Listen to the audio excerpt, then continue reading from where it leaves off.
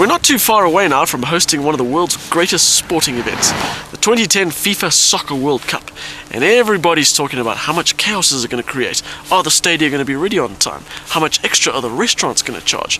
But what they should be saying is, how can I make a buck or two out of this great soccer fiesta?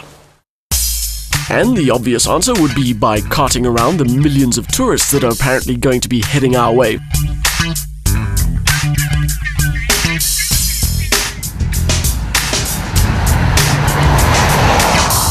Now, without getting into any of the bureaucratic bollocks about having a license for carrying passengers and all that, the simplest way would be to get yourself a bus, like the Huyndai H1 GLS.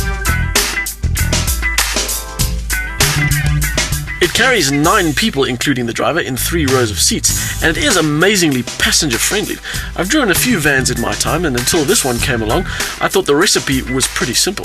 Make it big, fit it with a diesel, and make sure all the materials are utilitarian so they don't wear out. The H1 is big, but it's broken out of the boxy styling mold with an attractive front end and a rear that could be construed as stylish. Okay, everything in between is as you'd expect, but it's a bus. Not much more you can do except join the front and the back with 2 sliding doors and a bit of glass.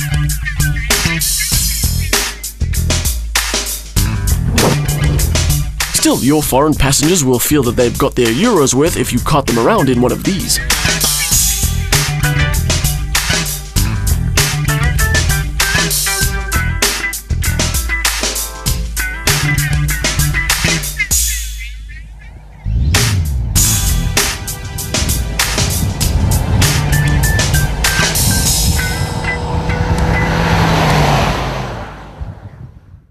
Huyndai didn't really stick to the bus-making recipe because they stuck in a petrol engine. It's a 2.4 4-cylinder with 126 kilowatts and 224 newton meters. Now, when you're carrying 8 passengers, there's one more figure that's a little bit more important than the 16.5 second 0 to 100 time, and that's the distance it takes for the H1 to get from 100 kilometers an hour back down to 0, and that is 46 meters, which is just about 9 times the length of this bus, in case you were wondering. The 4-cylinder up front drives the rear wheels through a 5-speed manual gearbox, and the big Huyndai really needs a lot of revs to get going. It'll reach the national speed limit and stick there quite easily, but there isn't much room left on the accelerator pedal for overtaking when you're doing 120. The H1 is really easy to drive though. I mean, the steering and the gearbox are spot on, and it's got an amazingly small turning circle. Add to that the rear park distance control is standard, and you've got something that's simple to drive even in tighter spaces or through the other traffic at the stadium. My only real complaint isn't even a technical one. It's about the aerial on the roof, which scrapes along the ceilings of underground parking lots. So if you spend any amount of time in malls, be warned, it won't be too long before the aerial gets bent out of shape.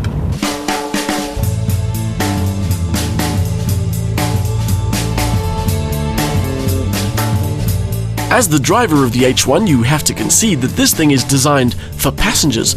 The driver doesn't even get any steering wheel controls, and your passengers will be really happy in the back rows. Remember what I said earlier about materials in this sort of transport having to be utilitarian? Well, no one told Huyndai. There's leather everywhere, and not only that, the rest of the materials are pretty good as well. The rear's got its own aircon controls, lots of space, so it's a really nice place for the tourists to sit and take in all the sights on their way to the game, or the game park. Another rule about bus construction that Huyndai have failed to stick to is the one about removable seats. The Fiat Scudo, for example, will carry 9 people, or a small warehouse full of gear if you remove the last 2 rows of seats. You don't get that luxury in here. The rear seats are fixed in position. Okay, the first row can be adjusted forward or back slightly, but this is not the van for you if you want to convert it to a cargo carrier once all the foreigners have buggered off back to foreign land after the final. The seats stay in place, although there still is a fair amount of luggage space. Again, another sign that it cares more about its passengers than it does the driver. But if you really need cargo space, you can get the H1 as a panel van. It means you'll have to do without the leather, but it'll still be as easy to drive. The most amazing thing about the H1 though is how it stacks up against the competition. That Fiat Scudo I mentioned earlier will set you back 360,000 Rand, and a Nissan Primer style goes for over 350,000. That is 295,900 Rand. You know, I never thought I'd have a favorite bus, but the H1 is it. The Hyundai H1 has a fairly modest 2.4-litre petrol engine and 5-speed manual gearbox, but it still manages reasonable performance and drivability, especially when cruising long distance. Unfortunately, a lack of low-down urge does compromise pull-off and tractability, while the permanently mounted rear seats limit versatility.